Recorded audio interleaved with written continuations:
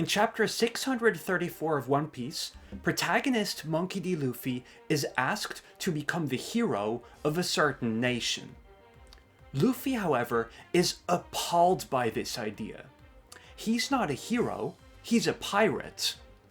And in characteristic Luffy fashion, he explains the difference with an incredibly banal analogy. When a hero has a bunch of meat, they'll share it with those around them, whereas a pirate will keep the meat for themselves.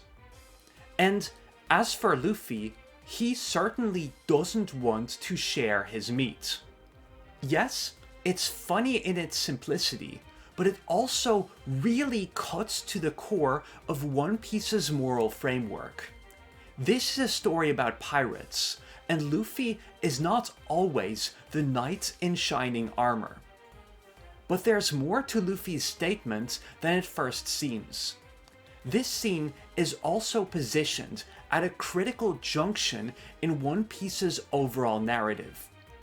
I'll avoid entering spoiler territory, but this is at a stage where Luffy and his Straw Hat Pirates are renegotiating their place within the power structures of the One Piece world. From here onwards, Luffy's oscillation between pirate and hero will become more prevalent than ever before. And so, the meat analogy is a critical scene where the protagonist defines his values going forward. Hello, my name is Sean, and I swear that this is a Blue Lock video. Now, at the start of Blue Lock's first selection, Jinpachi Ego's rule set incentivized every striker to only look out for their own interests. And so, the playing field transformed into a chaotic free-for-all that doesn't resemble actual football in the slightest. Yet, this pandemonium of unfettered egoism is concluded with Team Z's first display of cooperation. Despite suffering a devastating defeat, Isagi passes to his teammate Rensuke Kunigami, who closes off the match by scoring a single goal for his team. And then, in the aftermath of their humiliation, Kunigami steps forward to thank Isagi for his pass. This here is a foundational scene for Blue Lock's moral framework. With Kunigami, we're shown that there's still an honest, upstanding person in the unhinged, egotistical nightmare that is Blue Lock. And that's when Kunigami unveils his guiding philosophy without any hesitation. He plays football to become a hero. As he tells us, when he was a kid, his hero was not the Pirate King, but rather the real-life football players that he would watch on TV. And right after making this declaration, we're shown the defining moment of Rensuke Kunigami, the one that makes him out as a true hero. He shares his meat with someone who's at this point a total stranger. So, to put it differently, in One Piece, Luffy is asked to become a hero, and yet he sticks to his pirate's codes that is defined by not sharing his meat. And that's what Blue Lock alludes to when it introduces the one character who represents that very notion of heroism. Kunigami is someone who places greater value in upholding his lofty ideals of heroism than on the pursuit of his egoistic desires, even in the confines of this degenerate training facility. That's why he's willing to reach out and share his meat with Isagi. This brings us to the central question that Kunigami's character raises from the earliest points in the story. Can Blue Lock's hero survive and stay true to himself when confronted with the depths of unbridled egoism? So what I want to explore in this video is the question of what is actually at stake in Kunigami's storyline, and set out a horizon of expectations for his confrontation with Shidou in the PXG match. For all of the first selection, Kunigami's heroism seems to be a viable, or more than that, an extraordinarily successful philosophy. Not only did he score his team's first goal, but he ended up as Team Z's highest ranking player. Going into their final match, the top spot was occupied by Kuon, the cheater. Kuon was all but guaranteed to progress to the next selection, even though he wasn't going to play at all. And here, it's Kunigami who steps up against Kuon's cynicism and proclaims that he will surpass him in the final match, fair and square. Indeed, by the end of the first selection, Kunigami's moral code has won out against Kuon's opportunism. Note, however, that this doesn't come about by Kunigami outscoring Kuon. Rather, Kuon makes a selfless sacrifice that puts his own prospects in jeopardy. And with Kuon's red card, Kunigami is hailed as Team Z's top scorer. So with that, the manga makes a powerful thematic statement. In the first selection, Kunigami comes out on top because Kuon eventually adopts Kunigami's moral codes. In the 11th hour, even Kuon becomes a hero. In a way, the conflict between Kunigami and Kuon perfectly encapsulates the lessons of Blue Lock's first selection. Kunigami's values offer a more potent alternative to extreme chaotic egoism, and his moral code gradually subsumes his teammates. So by the end of the arc, Team Z has come together as a true team, with its hero as top scorer. Up to this point, Kunigami's heroism has stood the test. More than that, he's positively thriving in the Blue Lock program. All of this, of course, is flipped on its head in the second selection, which seeks to evaluate the Blue Lock candidates on the basis of their individual abilities. When Kunigami and his teammates face off against Isagi in the 3v3, they showcase the same kind of heroic cooperation as Team Z displayed at the end of the first selection. And yet, this time around, they fall short against the most dysfunctional team in the series so far. So then, we reach Kunigami's greatest trial in the story. He encounters Ryusei Shidou threatening a weaker player, and so all of Kunigami's heroic instincts kick into full gear. That piques enough of Shidou's interest for him to challenge Kunigami to a match. But at the same time, Shidou calls into question Kunigami's reasons for stepping up for Igarashi. Kunigami responds by stating that he wants to fight out their differences, fair and square, through a game of football rather than a brawl. And here's where it gets interesting. Shidou accepts this, since he's convinced that nobody loves a fair match as much as he does. Now, let me zoom in on this phrase for a moment. Fair and square has been Kunigami's catchphrase up to this point. As he establishes at the start of the manga, it's what perfectly encapsulates his brand of heroism. And within his moral system, it's a no-brainer that he'd rather bring a bully to justice through football than by resorting to crude violence. But now, Shidou appropriates Kunigami's signature phrase, and with that, he sets out to redefine Kunigami's entire worldview. For Shidou, football is a canvas of life without any predetermined rules or values. So what Shidou espouses is basically a morality in which might makes right. And from that perspective, there's indeed no fairer way to settle their differences than by letting their abilities do the talking. So from the get-go, Shidou offers a profound philosophical challenge to Kunigami. Essentially, this match serves for Kunigami to affirm whether his brand of heroism can stand up to the moral nihilism represented by Shidou.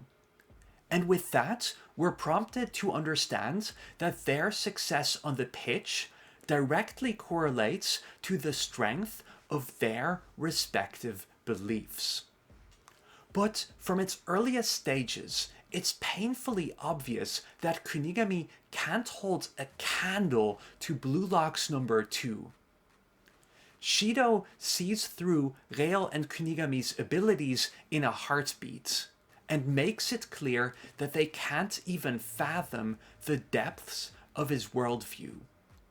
And Shidou's proven right here, as Kunigami fails to spot any weaknesses in Shidou's plays, and therefore, by implication, in Shidou's philosophy.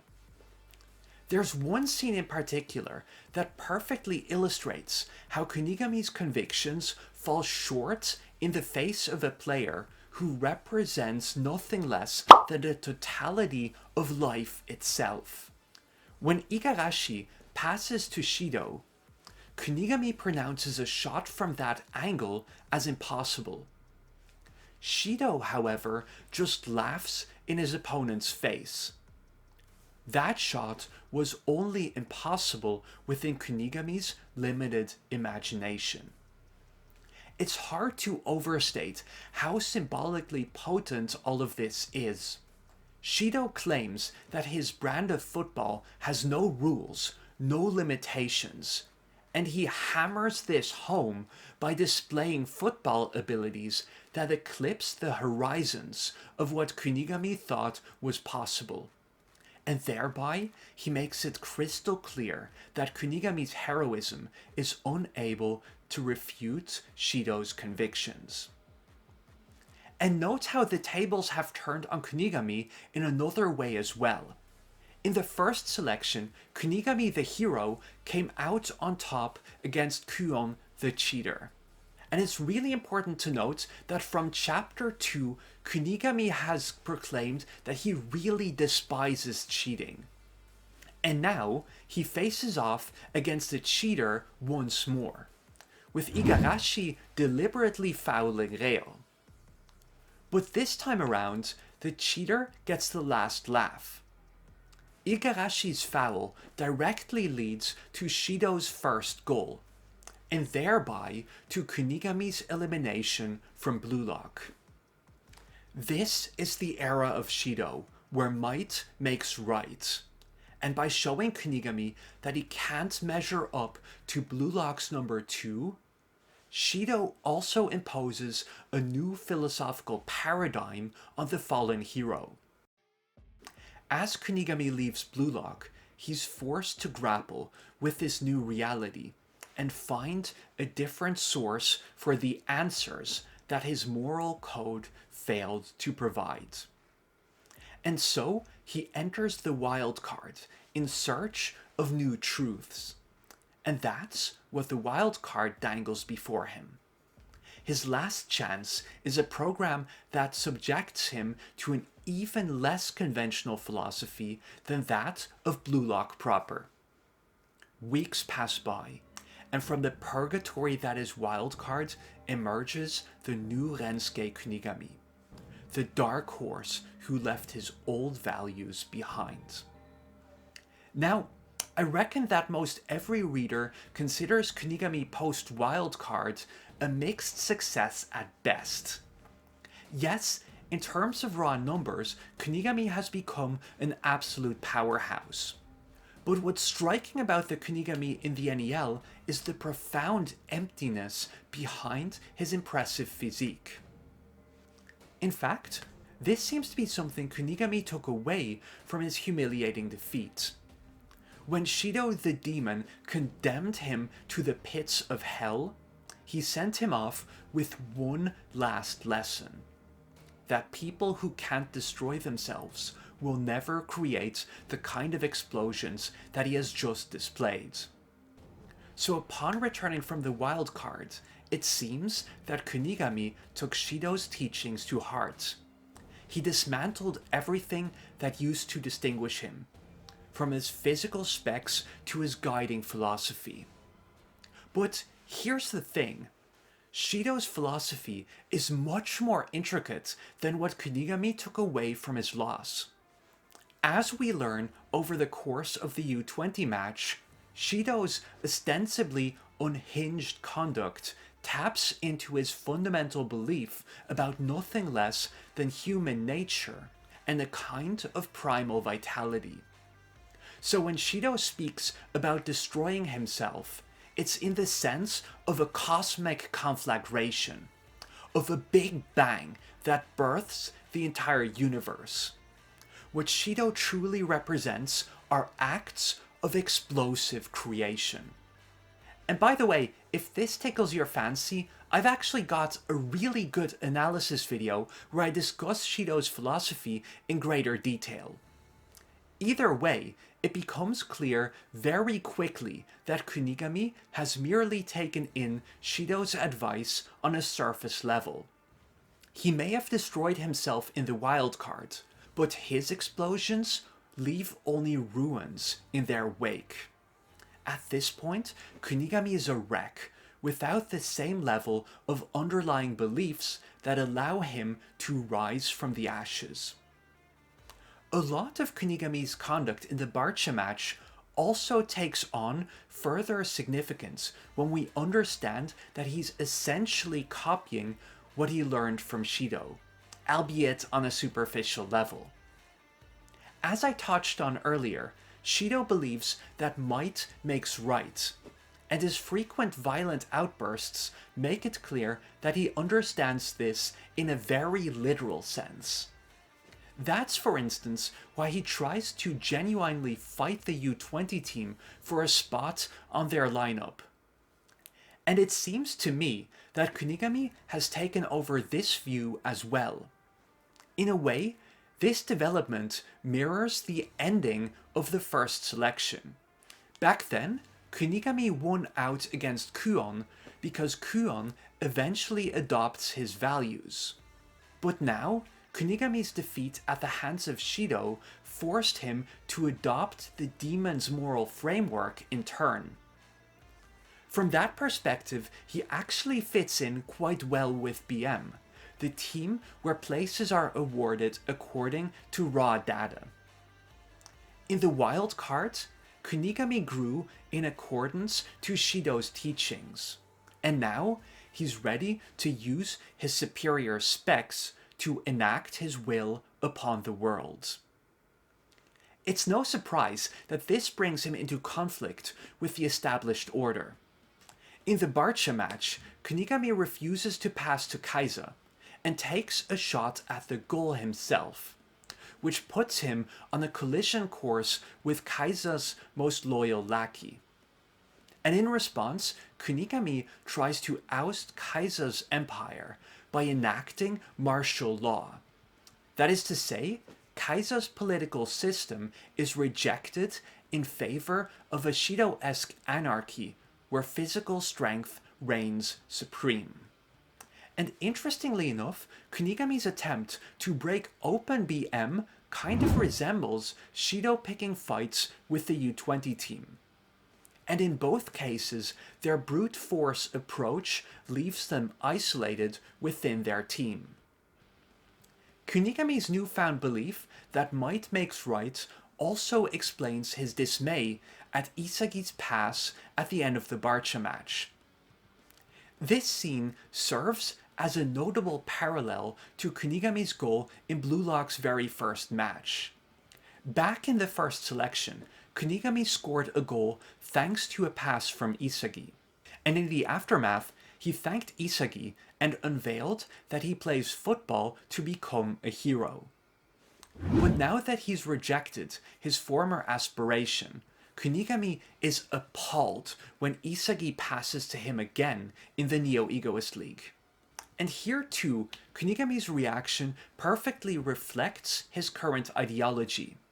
After all, he had fallen short of Kaiser in both that specific moment and the match in general.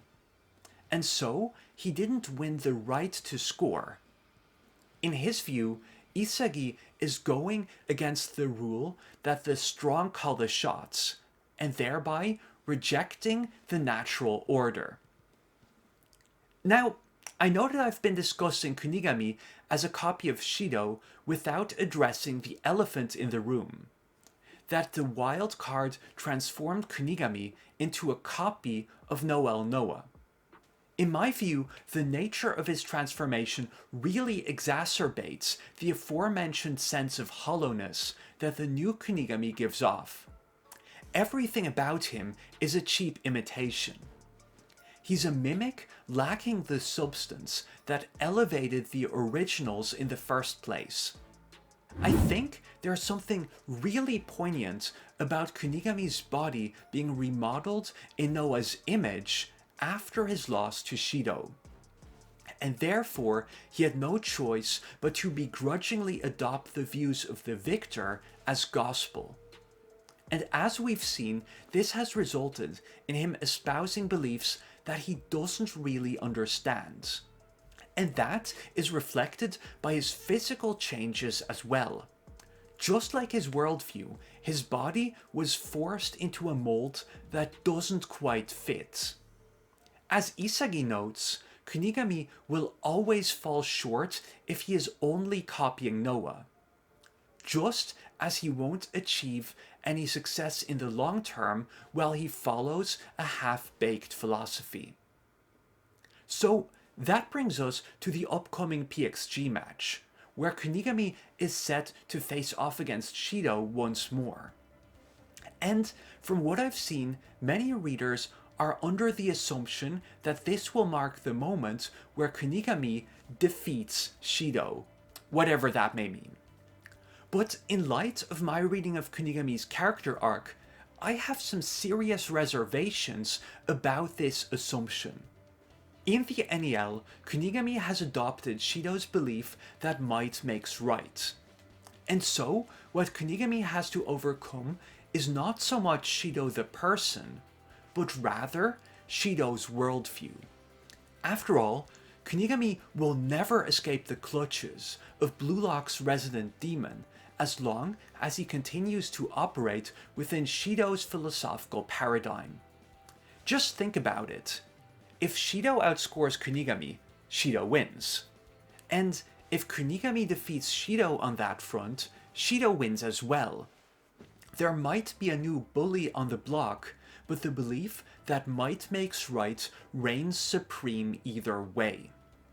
So basically, what I'm expecting to see is not so much Kunigami performing spectacular feats, but rather him finding a new set of values that will actually guide him further.